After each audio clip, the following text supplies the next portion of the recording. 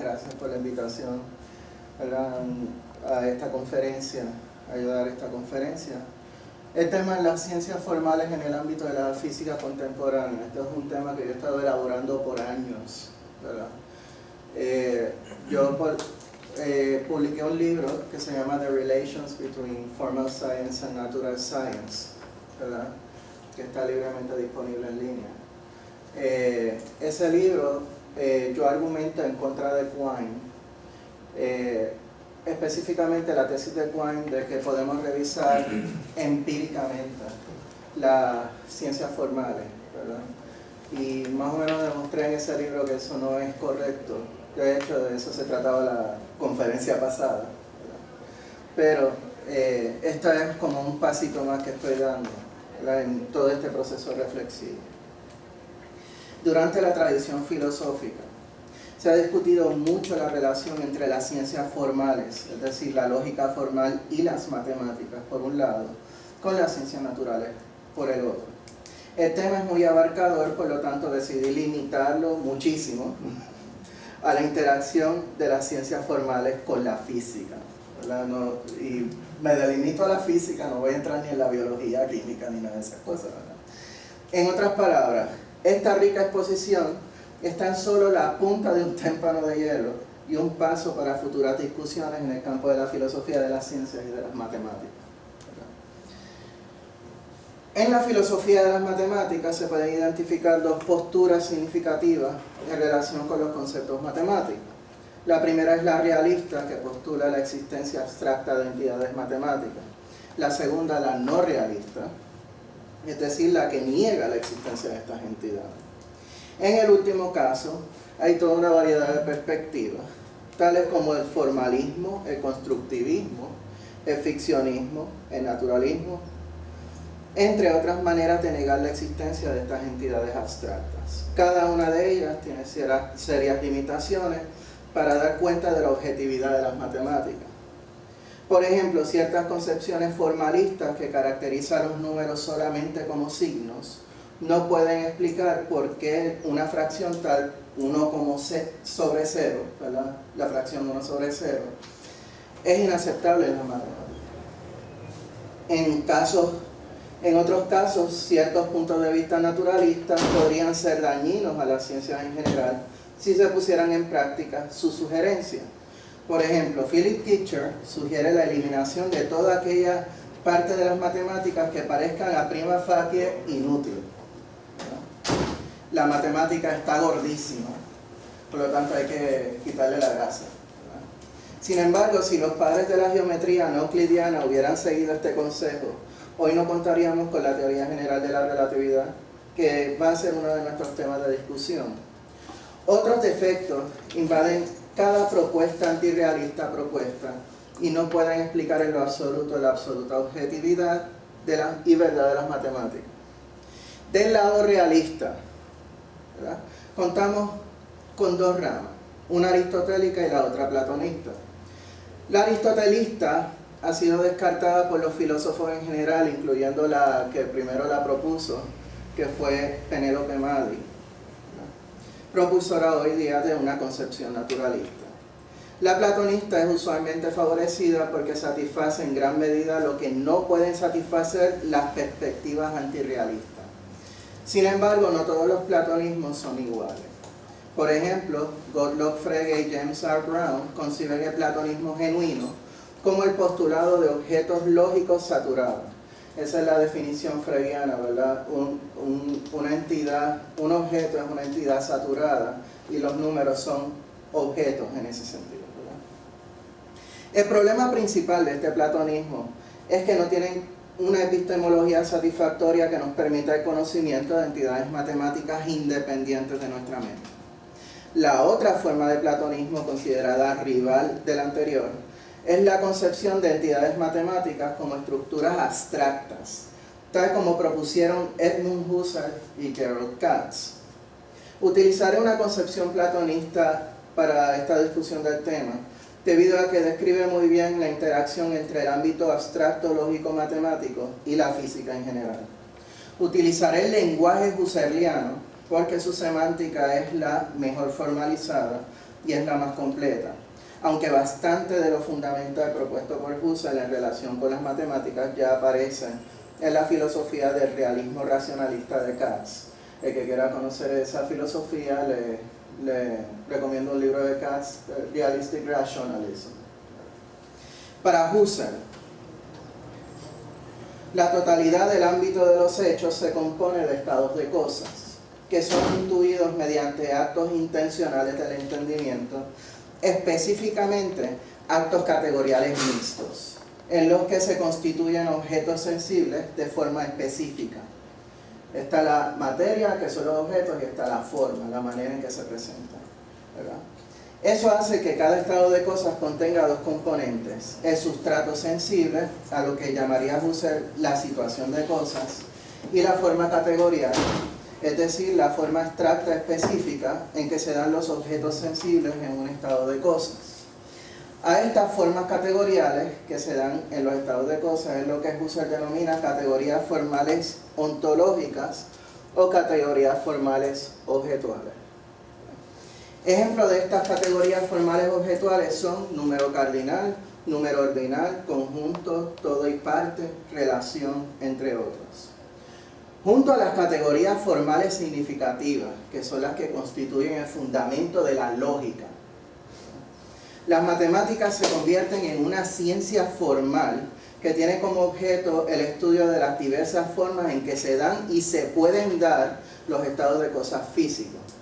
Ahí está el vínculo entre la forma ideal y los objetos físicos en cualquier fenómeno físico, ¿verdad? En el estado de cosas está lo formal ideal y lo físico, los objetos físicos, ¿verdad? Esta perspectiva husserliana, compartida también por Katz, aunque de manera menos sofisticada, explica por qué las matemáticas son y siempre han sido objetualmente satisfechas y siempre parecen cumplirse aún predictivamente.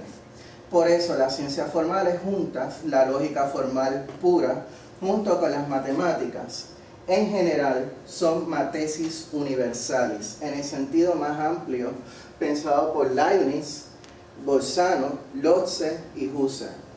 Y es esta matesis universalis la que ha sido el fundamento de la física. Esta interacción entre las ciencias formales en el sentido supremo, matesis universalis, y la física como una ciencia de verdades de hecho, matters of fact en el sentido humeano de la palabra, ha sido oscurecida por las concepciones naturalistas de las matemáticas, por las que los conceptos matemáticos se refieren de alguna forma a estructuras físicas, o en otros casos como ficciones convenientes que son revisables a la luz de la experiencia sensorial, ¿verdad? Tal vez serían ficciones más abstractas y las menos susceptibles a la revisabilidad, pero en principio serían revisables a la luz de la experiencia, según alegan ellos. En mi conferencia anterior, y ahí tienen la dirección en caso de que quieran leerla, en mi conferencia anterior argumenté en contra de este punto de vista y mostré que no solo es imposible revisar las verdades matemáticas y lógicas a la luz de la experiencia, sino que tampoco ha habido una instancia clara en que eso haya ocurrido. Más bien parece lo contrario. Como dice Husserl, a los psicologistas y a otras corrientes filosóficas antirrealistas, no parece que las ciencias formales tengan el mismo tipo de estatus que las ciencias naturales. Al contrario, parece que las verdades lógicas y matemáticas son un sine qua non de estas. Son el fundamento formal de las ciencias naturales. Esto se debe a que por esencia estas verdades tienen que ser como son, no pueden ser de otra manera. Son esencialmente verdades de razón, que son todas a priori, distintas a las verdades de hecho, que serían todas a posteriori. Es por ello que solo podemos comprender las matemáticas si suponemos su idealidad, es decir, la existencia de entidades abstractas con independencia de la mente humana. Es desde esta perspectiva que podemos comprender mejor toda la discusión en torno al corazón de las ciencias referentes a los matters of fact, incluyendo a la física. Debido a este carácter a posteriori de los matters of fact, y ante las críticas hechas por David Hume y Karl Popper en torno a la inducción, solo nos queda la formulación de teorías como la única vía para comprender el ámbito temporal que incluye al mundo físico. ¿Ya? Debido a que puede haber diversas explicaciones para un estado de cosas físico, y si se tiene en cuenta el hecho de que las matemáticas son constituidas por formas objetuales en las que se nos dan objetos cualquiera en un estado de cosas, tenemos que inferir que el modelo matemático que se adopte para proveer una explicación depende necesariamente de la teoría física que se formule. Usted formula la teoría y dependiendo de lo que usted proponga de la teoría, usted tiene que proponer también, ¿verdad?, el modelo matemático que vaya de acuerdo a esa teoría. Aunque esta conferencia tiene que ver más bien con el uso de las matemáticas desde una perspectiva contemporánea, utilizaremos como ejemplo la física de Kepler y la de Newton para aclarar nuestro punto. Cuando Newton escribe su Principia Mathematica, él explica cómo llegó a la formulación de su teoría gravitacional mediante inducción a partir de las fórmulas de Kepler para dar cuenta de la órbita de los planetas. A pesar de ello, esta formulación de Newton es falsa. No es que él esté mintiendo, sino que él está prejuiciado por sus nociones inductivistas. En las investigaciones concernientes al conocimiento humano, David Hume fue el primero en tratar de desmontar esta aserción al decir, con toda corrección, que en el ámbito de los matters of fact es imposible derivar una ley universal atemporal a partir de instancias pasadas semejantes. Aparte de esta acertada crítica de Hume, veamos este asunto más de cerca. Johannes Kepler suponía el movimiento uniforme de los planetas causado especialmente por alguna fuerza motora en aquel momento desconocida en el Renacimiento. En tal caso, él procede a hacer una descripción de las órbitas de los planetas. Él quiso proveer una explicación para los datos recopilados por su maestro Tycho Brahe. Explicar la manera en que los planetas recorren el cielo en medio de la noche, ¿verdad?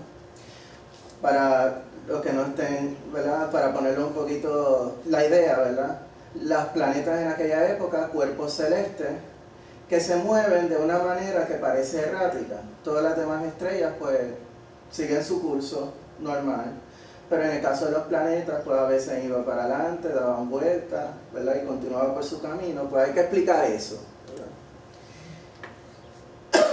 Desde la perspectiva predominante de la época de Kepler, se podía concebir a las estrellas como fijas en la esfera celeste. A diferencia de una buena parte de sus compañeros astrónomos, incluyendo a su maestro, él supuso que el punto de vista copernicano del universo era esencialmente correcto. El Sol está inmóvil, ¿verdad?, y la Tierra le da vueltas a su alrededor, y todos los demás planetas, ¿verdad? Elaboró un método para describir la órbita de Marte y de la Tierra usando la trigonometría con la que él estaba familiarizado.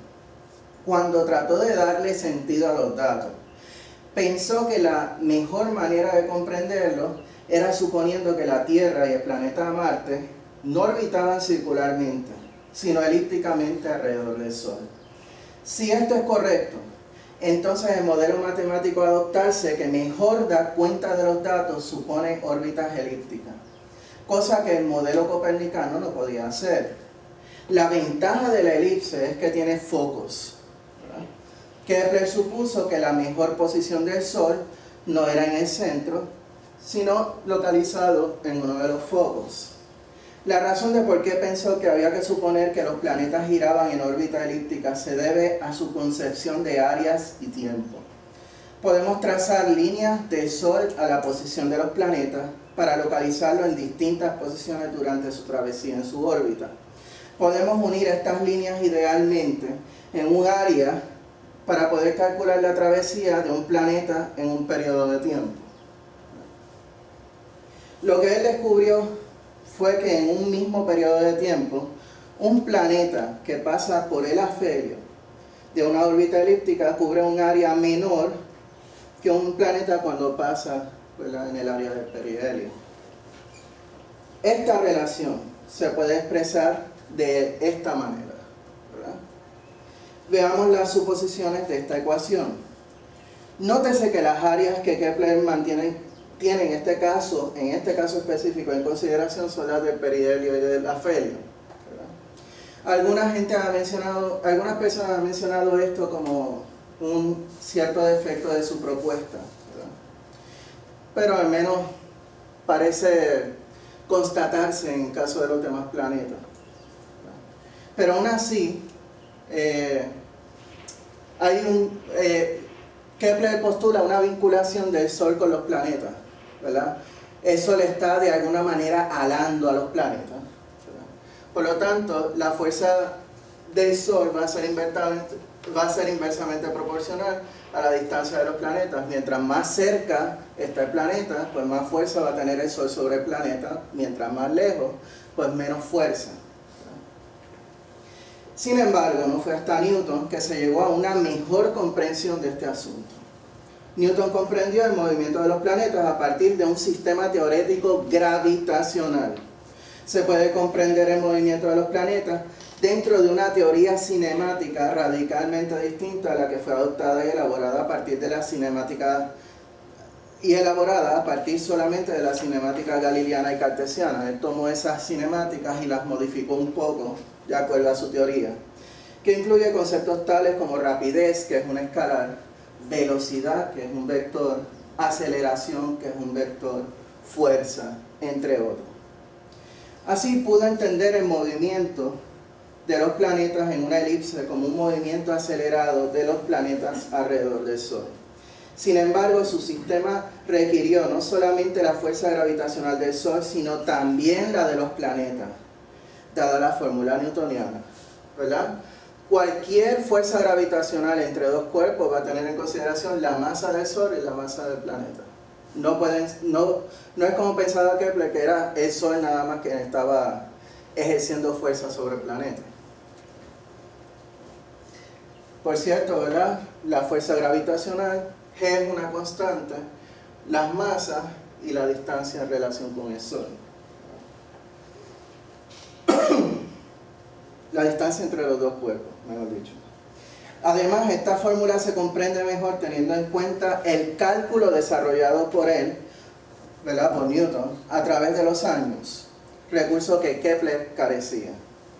Nótese que aunque Newton llega casi a la misma descripción elíptica de Kepler y da cuenta perfectamente bien de la velocidad de los planetas en el perihelio y el afelio, él contradice directamente a Kepler, porque los dos no están diciendo lo mismo. El gran pensador Pierre Duhem indicó la imposibilidad de que Newton indujera su descripción de movimiento de los planetas a partir de Kepler, ya que este último no tuvo en cuenta el movimiento de los satélites ni la fuerza gravitacional de los demás planetas para poder describir más acertadamente el movimiento de la Tierra y de Marte. En el sistema newtoniano, estos factores tienen que tenerse en consideración y como consecuencia no pueden inferirse la descripción newtoniana a partir de la descripción kepleriana. Hay unas relaciones matemáticas que hizo Newton, pero hasta ahí, ¿verdad? Porque las suposiciones de ambos científicos eran totalmente distintas. Debemos tener en cuenta también los marcos matemáticos que ambos científicos tenían disponibles. Kepler utiliza un sistema geométrico sofisticado para inferir la órbita de los planetas dadas ciertas suposiciones. Sin embargo, no era tan sofisticado como el cálculo newtoniano, que le dio a la física de Newton muchas mejores herramientas a priori para poder forjar un mejor armazón teórico y el sistema teórico que aparece en la Principia. Todo lo que hemos mostrado es un ejemplo de cómo podemos comprender esta interacción entre el ámbito ideal y la actividad científica de la formulación de teoría científica.